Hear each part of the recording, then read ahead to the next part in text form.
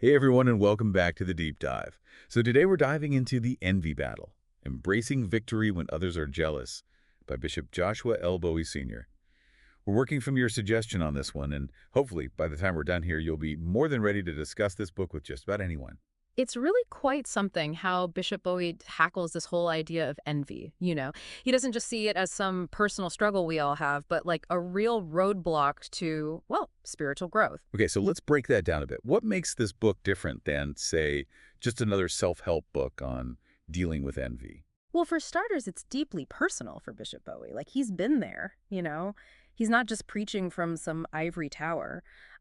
Growing up as one of seven kids, then leaving in the military, finding his calling in ministry later on, those life experiences really shine through. He's talking about wisdom from a life well lived, not just, theory. And on top of all that, he's got 13 grandkids, if I remember correctly. Can you imagine the family dinners? Speaking of families, this book seems to really get into those real-life scenarios, doesn't it? It's not just saying, don't be envious, but more about, I don't know, using those emotions in a healthy way. Exactly. One of the things that struck me most about this book is how he separates envy and jealousy. He Okay. doesn't treat them as the same thing at all, which is interesting because so many of us do, right? He gets into the subtle but very real differences between the two. I've always wondered about that myself, to be honest. They do seem to get lumped together a lot, don't they? Envy versus jealousy. Right, and understanding that difference is kind of key to really getting a grip on those feelings and, dealing with them. He says that envy is more about wanting what someone else has, while jealousy is more about fear, like the fear of losing something you already have. Well, that's a really helpful distinction. So it's more like envy wants what it sees, while jealousy protects what it's afraid to lose. Yeah, exactly. And once you really get that, I think you can start to really unpack the why behind those feelings, get to the root of it all. So how does Bishop Bowie suggest we deal with envy, especially when it inevitably pops up in our lives? Is there some kind of magic formula he shares for getting over it? Well, I wouldn't call it magic, but it's definitely powerful stuff. He puts a lot of emphasis on really cultivating a sense of contentment, of gratitude, really appreciating what we already have instead of always looking at what we lack. In fact, he even lays out this three-step process for actively practicing gratitude in our everyday lives. It's surprisingly practical. Yeah, that really ties into that whole comparison is the thief of joy Hmm. idea, doesn't it? Easier said than done, though, right? How do we actually, put that into practice? He gets into some concrete strategies in the book. One that stood out to me was gratitude journaling. And I don't just mean making a list of things you're thankful for. It's more about taking the time to really reflect, to think about why those things matter to you and how they make your life better. He really drives home the point that it's about changing your focus from what you don't have to what you've been blessed with already. That's a really good point. It's like retraining your brain almost Mhm. to focus on the positive, right?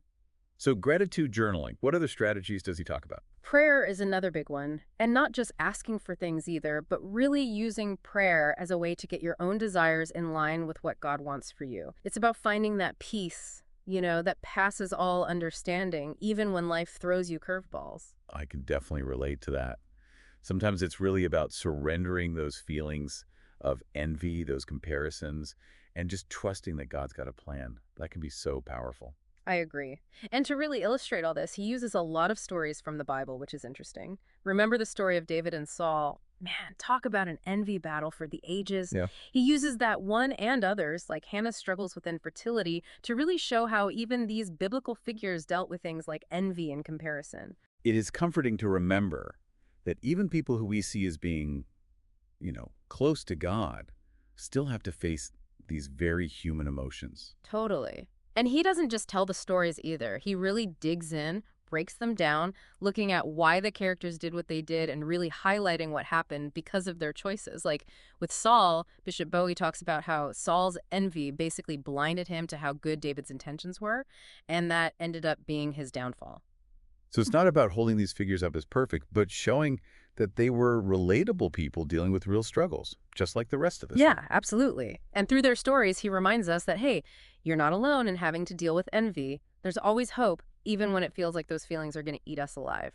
You mentioned hope, and one of the things I found really uplifting about the envy battle Mhm. was how much it emphasizes the importance of community.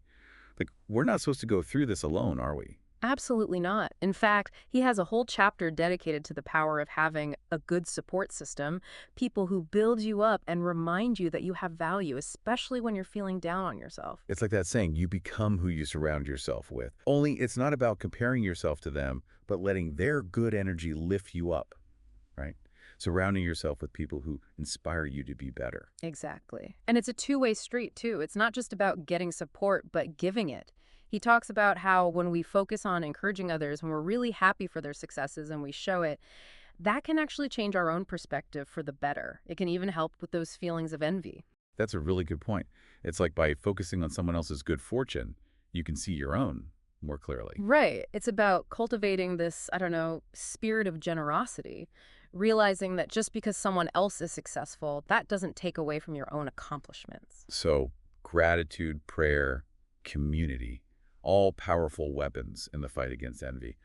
What else really stood out to you? What were some of the other key takeaways from the book? Well, there's this one idea he talks about, the idea of embracing the pause. Have you ever heard of that? Embracing the pause. That's a new one on me. What does he mean by that? Well, it's about like hitting the brakes on your emotions when you feel that envy creeping in. Instead of just reacting, immediately comparing yourself, he's saying to take a step back from the situation for a second. Acknowledge the envy, sure, but then make the choice to let it go, to give it to God. I see. So it's like pressing pause gives you that space to reflect instead of just getting swept up in those negative feelings. But what does that look like in practice? Giving it to God, it sounds a little, abstract. How do you actually do that? He actually gives some pretty practical steps for putting this embracing the pause idea into practice. One of them is to literally just stop whatever you're doing and name the feeling out loud. Say, okay, this is envy I'm feeling right now. And then think about what's causing it. What's the need or the desire underneath it all? And once you know what that is, then you can try to actually, I don't know, consciously choose to hand it over to God, whether that's through prayer, meditation, or even just by acknowledging that you don't have to carry it all alone. Okay, so it's not about pretending you don't feel envious, Mhm. but about admitting it to yourself and then releasing it. Yeah. And that act of letting go, he connects that to another big idea in the book, which is all about trusting in God's plan, even when we don't get it.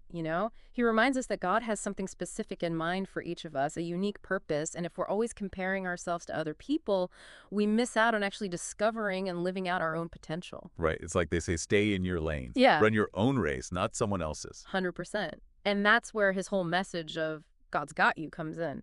It's like a reminder you don't need to chase someone else's dreams.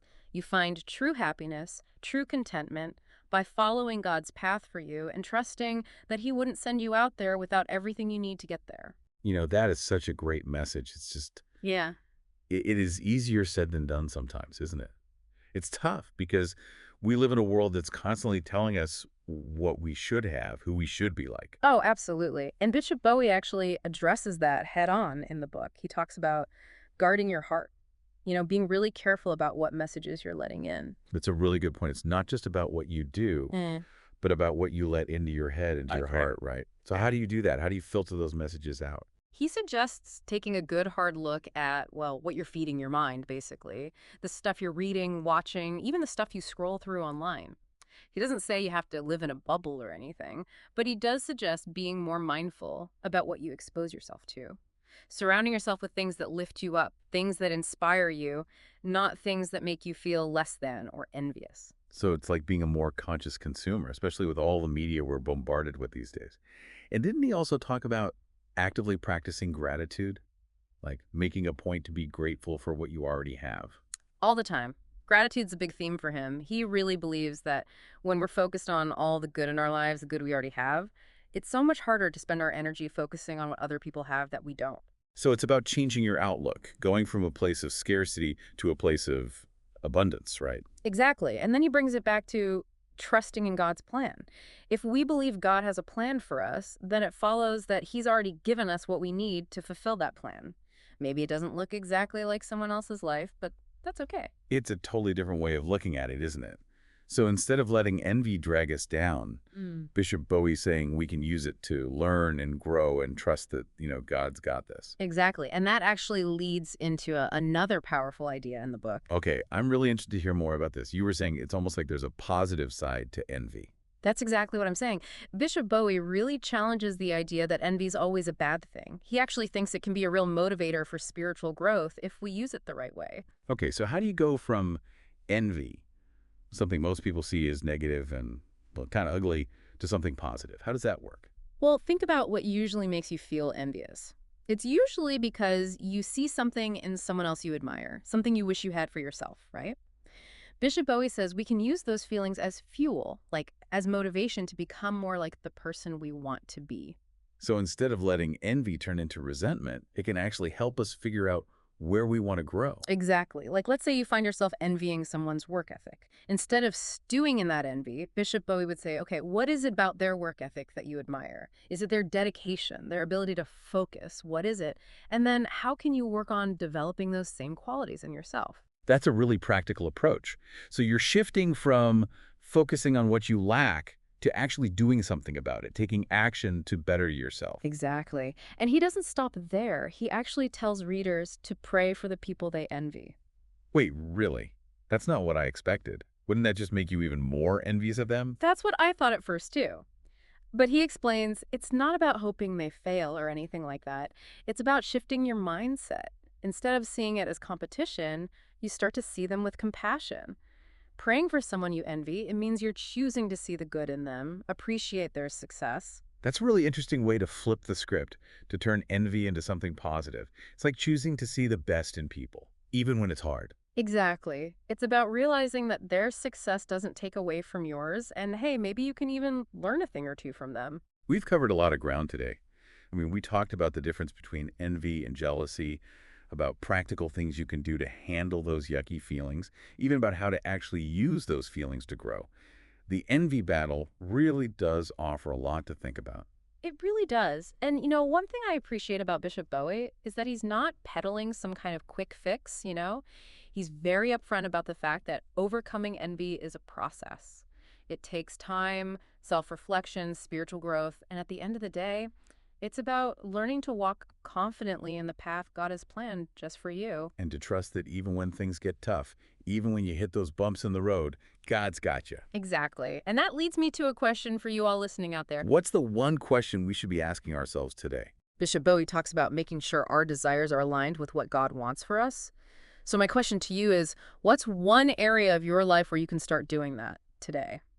What's one small step you can take to shift your focus away from envy and comparing yourself to others and towards gratitude, trust, and that deep down knowing that you are exactly where you're supposed to be? Wow, that's a powerful question. Thank you so much for joining us for this deep dive into the envy battle, embracing victory when others are jealous, by Bishop Joshua Bowie Sr. Until next time, keep diving deeper.